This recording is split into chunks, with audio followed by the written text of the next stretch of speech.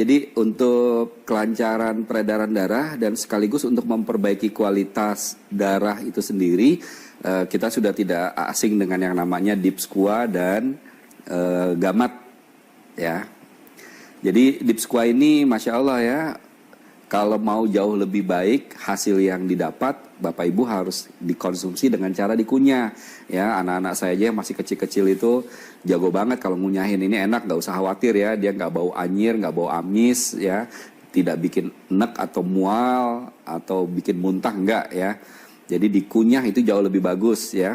Ditaruh di bawah lidah juga bisa. Diemut-emut, diisap-isap sampai pecah itu jauh juga lebih bagus karena akan mengaktifkan saraf-saraf di bawah lidah yang insya Allah nanti akan langsung berhubungan dengan hipotalamus ya, ada di sistem hormonal dan otak kita dan berhubungan dengan saraf atau kelistrikan.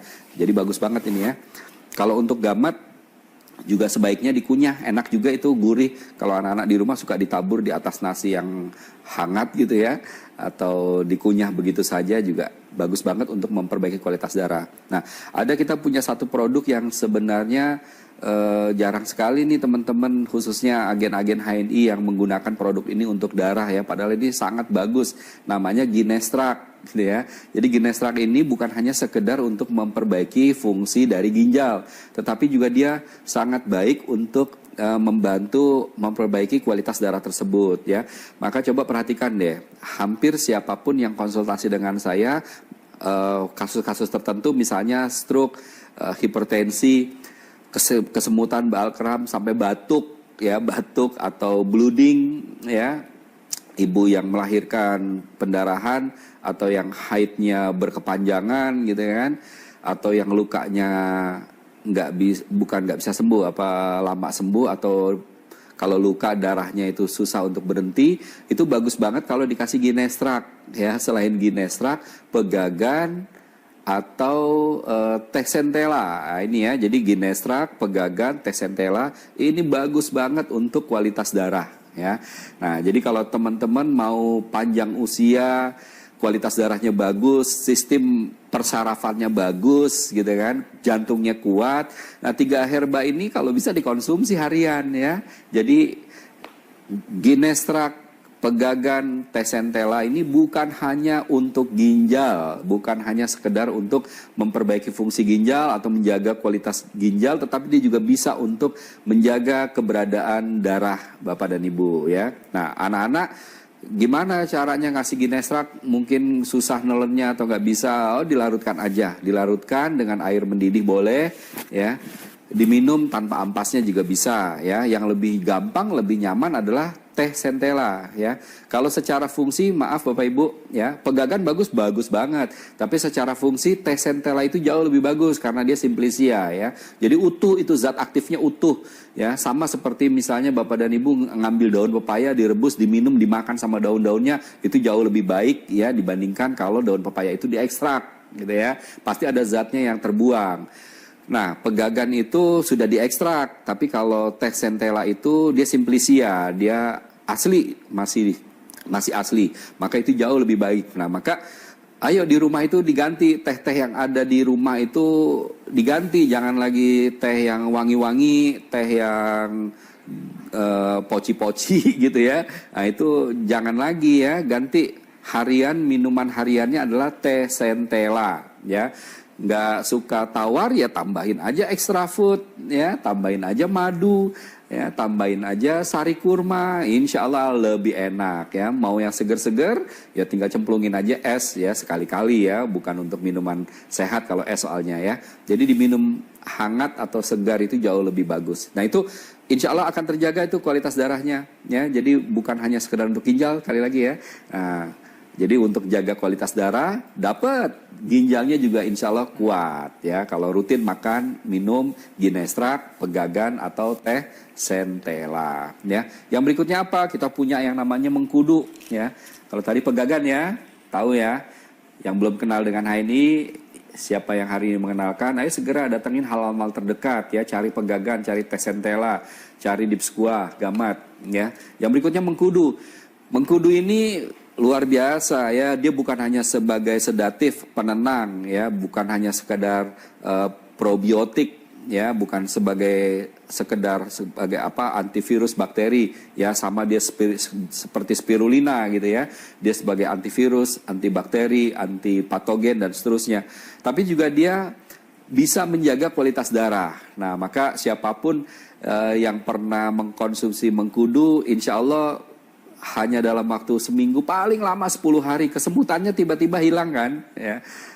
Jadi memang harus istiqomah, nggak bisa hanya sekali-kali. Dan tadi ya aturannya makan goreng bakar-bakar juga dibatasi ya. Mengkudu bukan hanya sekedar untuk menjaga kualitas darah, juga menguatkan jantung, dia juga ada untuk otaknya juga ini ya, sebagai penenang. Maka siapa yang banyak masalah, banyak pikiran, stres berkepanjangan, mentalnya goyah gara-gara pandemik nih misalnya, nah, dia bisa tenang, jauh lebih tenang, tetapi tidak menyelesaikan masalah ya. Jadi bukan mengkudu menyelesaikan masalah Anda, nggak punya uang jadi punya uang, tapi paling tidak ini bisa menenangkan ya, bisa sebagai penenang ya, tidak lagi galau dan seterusnya ya. Plus ditambah banyak-banyak deh makan pisang ya. Karena pisang itu dia akan membuat kita jauh lebih bahagia ya. Selanjutnya selain mengkudu kita punya madu ya. Kita punya madu ada 4 varian. Semua madu bisa memperbaiki kualitas darah tentunya insya Allah. Seperti itu. Kita juga punya haba sauda, punya prokumin yang insya Allah itu juga bisa untuk memperbaiki kualitas darah.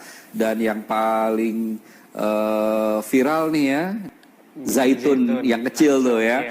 Kalau sebelum makan sate kambing, sebelum makan cumi bakar, dia minum dulu zaitun, setelahnya minum lagi ya, untuk menetralisir. Karena memang Masya Allah ya, zaitun ini sangat efektif sekali. Silakan coba, yang hari ini nonton lagi kesemutan, duduk kelamaan kesemutan, ambil zaitun, minum kurang lebih 3 sendok ya. Kalau untuk preventif, kalau untuk yang sudah sakit nih, yang sudah sakit sering kesemutan, baal kram atau memang darahnya nggak bagus. 1 sendok 3 jam sekali, 2-3 jam sekali, 1 sendok 2-3 jam sekali. Insya Allah paling lama 1 minggu, 3 hari sudah signifikan sekali perubahannya. Paling lama 1 minggu, ya Allah sembuhkan nanti. Hilang itu yang namanya kesemutan baal kram, ya. Artinya apa?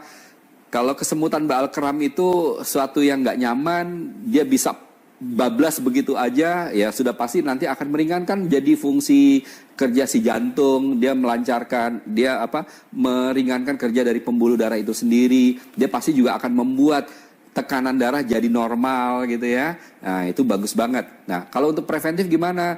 Ya 1 sendok makan 3-4 jam sekali lah ya. Atau 1 botol itu bisa untuk 2 atau 3 hari yang kecil ya. Kalau untuk main sendok, 1 sendok 3 atau 4 jam sekali itu untuk preventif. Ya atau disesuaikan dengan kebutuhan Bapak dan Ibu. Ya kalau saya sih selalu menyarankan yang masih suka bandel ini mulutnya cari makan-makan enak, makan sampah, makan yang bersifat racun, ya pastikan zaitun itu ada di mobil, ada di tas, ada di kantong ya. Ya untuk dibawa kemana aja Anda bepergian ya. Insya Allah ini efektif ya. Serangan-serangan dadakan saya sering mendapatkan teman-teman yang tiba-tiba dia gelap, blank gitu ya, atau goyang. Saya suruh ngabisin 1 botol tuh ya, zaitun yang botol kecil diminum sampai habis. Dalam hitungan menit insya Allah dia udah bugar lagi ya. Jadi efektif sekali. Zaitun ini bagus banget untuk melancarkan peredaran darah dan memperbaiki kualitas darah. Tetapi ya itu tadi ya, kalau bisa jangan lagi butuh diminum ya. Pastikan teman-teman istiqomah, berterusan ya, dikonsumsi rutin ya. Jangan pas butuh doang dikonsumsi ya, tidak akan membuat perubahan yang signifikan kalau seperti itu ya. Nah, dan masih banyak lagi ya. Kita punya juga yang dia antioksidan tinggi ya.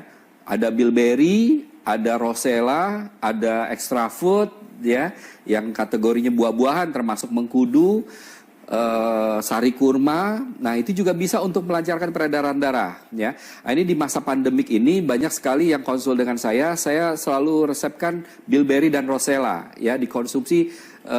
Misalnya bilberry-nya 2, rosellanya 2 kapsul, dikonsumsinya 3 kali sehari ya. Artinya untuk menjaga keberadaan antioksidan itu terpenuhi. Karena saya bukan nggak percaya kepada siapapun, tetapi itu tadi ya, kadang kita lalai nih, disuruh makan buah dan sayur, dia tahu, paham ilmunya, untuk sehat itu makan buah dan sayur, tetapi kadang lalai ya, kadang satu hari ini kita nggak makan buah sama sekali, hanya sayur saja atau sebaliknya dan seterusnya ya, kita lalai. Maka pastikan itu bilberry, rosella itu juga dikonsumsi harian karena dia antioksidan. Ya, antioksidan, vitamin C-nya cukup tinggi dan itu sangat dibutuhkan dengan kondisi kita hari ini, dan dia insya Allah juga bisa untuk menjaga kualitas darah. Nah itu ya, dan hampir rata-rata lah ya, herba ini itu bukan hanya sekedar mineralnya tinggi, ada seratnya tinggi, ada antioksidannya. Nah maka disesuaikan aja dengan kebutuhan ya. Kalau yang mau spesifik sesuai dengan apa yang barusan saya sampaikan. Semoga bisa manfaat untuk Bapak dan Ibu yang mendengar.